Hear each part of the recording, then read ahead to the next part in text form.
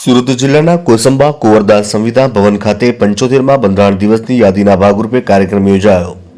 મળેલી માહિતી પ્રમાણે ડોક્ટર બાબા સાહેબ આંબેડકર ભારતની સંસદને બહારના તમામ કાયદા રદ કરતું ભારતનું રાજ્ય બંધારણ અર્પણ કર્યું હતું। તે દિવસે દલિતો, શોષિતો, મજૂરો, વંચિતો, મહિલાઓના ઉદ્ધારની શરૂઆત થઈ હતી।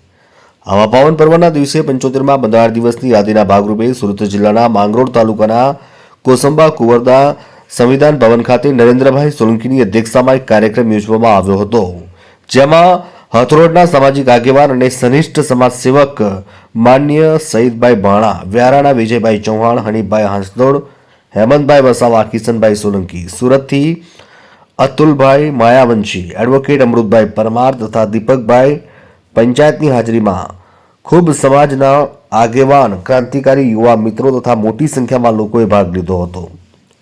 કાર્યક્રમ બાદ બાબા સાહેબની પ્રતિમાના અનાવરણ કિશનભાઈ સોલંકી, નરેન્દ્રભાઈ સોલંકી તથા હનીફભાઈ હાંસલોડ અને સઈદ ભાણાના શુભ હસ્તે પાયા વિધિ કરી હતી। કોસંબાથી અમારા પ્રતિનિધિનો રિપોર્ટ।